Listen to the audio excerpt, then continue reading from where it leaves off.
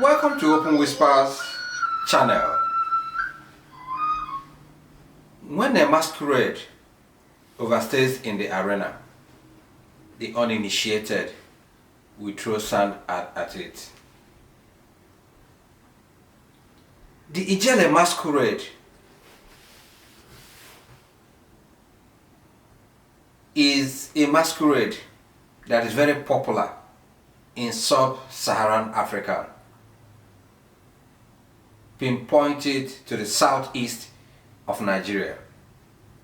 There are too many masquerades in the sub-Saharan, especially in the southeast. But the EBELE masquerade is one that is most revered. One of the characteristics of the EBELE masquerade is huge, which you will see the picture on the screen. You are looking at it. One of the characteristics that differentiates it from the other masquerades is the elegance, the beauty. It doesn't come out to the arena all the time. It comes out once in a while.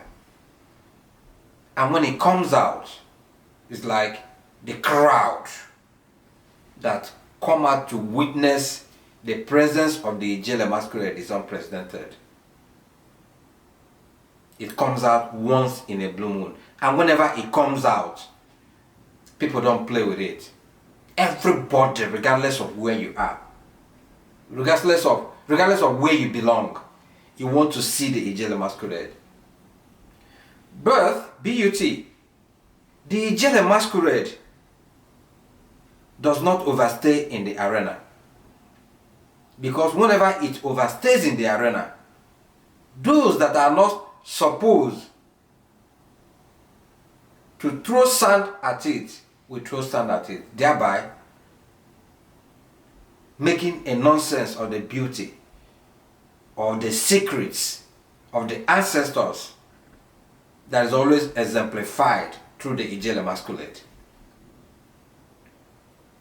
Now, where am I going, or which analogy am I drawing with the EBELE masquerade? I know people will be saying Open Whispers will come again. It's about the former president of Nigeria, Goodluck Ebele Jonathan, whose tenure as a Nigerian president ended in 2015. He lost to the current president of Nigeria, General Muhammadu Buhari, retired. And one of the things that Goodluck Ebele Jonathan has been known for, or branded, according to this present administration, in the first place, why he even lost governance or re-election, apart from the fact that he was accused of not obeying the rotational presidency thing. You know, in Nigeria, there are two major blocks, as you may say, the North and South. Every other zone falls under this North and South. So when President Yar'Adua, the former president of Nigeria, died, after all the intrigues, he now inherited the shoes that the late Yar'Adua left by becoming the president by fortune. And he ruled Nigeria for 6 years. So there was this whispers that he entered into an agreement with the North for him to not recontest, to quickly retire, for the North to come back to complete the tenure that the late Yar'Adua couldn't conclude. But Goodluck Ebele Jonathan went against that agreement, recontested after 6 years, and of course lost. And when this present administration came to office, they vilified him as the most corrupt regime that Nigeria had ever known. INEPT characterized him as clueless, especially in the war against insurgency. Remember, it was during his tenure that the Chibok girls were kidnapped and none of them was rescued. A lot of things have been used against the tenure of the former president.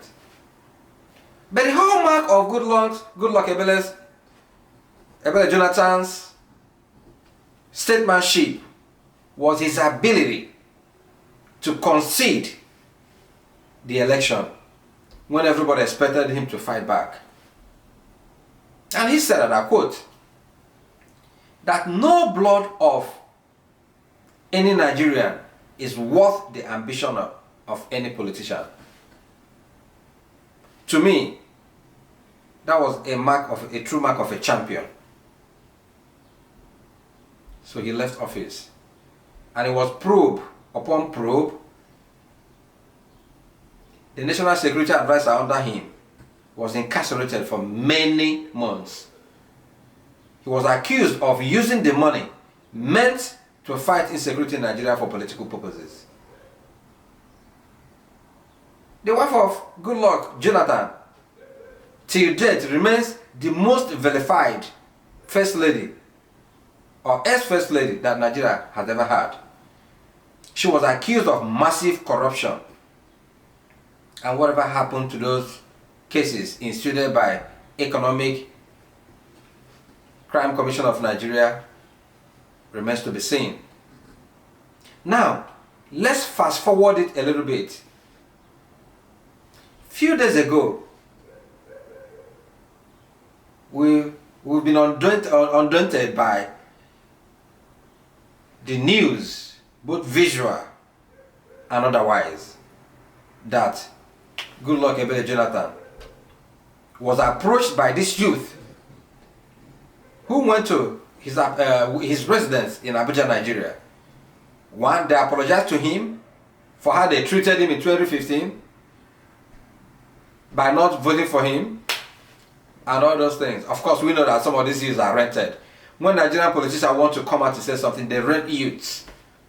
So that's not even the question. But then when he was persuaded to run for the general election, presidential election coming up in Nigeria in 2023, his response again was, the political process is ongoing. Watch, wait and see.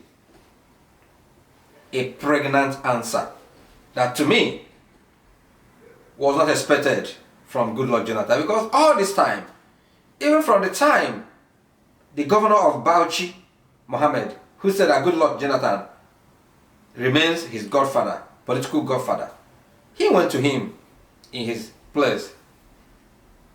And from, we don't know what happened behind the scenes, but for him to declare presidency, I'm talking about Bala Mohammed, means that Jonathan had given him assurance one way or the other that he was not running. But now, Goodluck Jonathan said, wait and see. Today again, I'm read on social media that Ruben Abati, his former aide, has said that Goodluck Jonathan is about to declare to run for Nigerian presidency come 2023 under the ruling party, APC. And I just had a flashback of what this present administration has been trying to do to rubbish Goodluck Jonathan. And I also remember what Sule Lamido said. Sule Lamido is one of the stalwarts of People Democratic Party, when he said that literally that Goodluck Jonathan has left PDP. I mean, he has the right to do that. Nobody's supporting PDP or APC. But my thing is this: what future do we have in going back to Goodluck Ebele Jonathan? This little image that he has tried to rebuild since he left office, who wants to rubbish it? Where is the future? Or is Nigeria known for going back to its vomit? Nigeria needs a clean beginning. If this present administration accused Goodluck Jonathan, the ex-president of Nigeria, of being corrupt, dragged the wife up and down, rubbished her image, characterized Goodluck Jonathan as clueless, inept, and didn't achieve anything.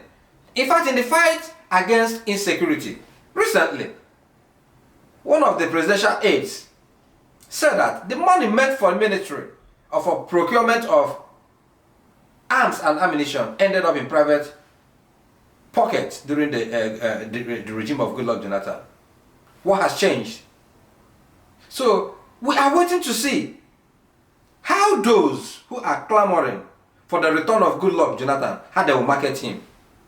The person you demarketed. There are two things here, like always. In open whispers, there's the secret voice that will be telling you the voice of the people. Like they told Jonathan in 2015, not to rubbish himself, not to run. But we know that power corrupts, and absolute power corrupts absolutely. It was Zeke of Africa that said that one thing about Nigerian politicians, or even African politicians, that they don't learn from history. Some voices from Open Whisper advised Jonathan not to run 2015 election. Some advised him, of course those who benefited from whatever was going on in the government then, advised him to run. And the same people turned around to throw him under the bus. What against his re-election? Today those voices are sounding again.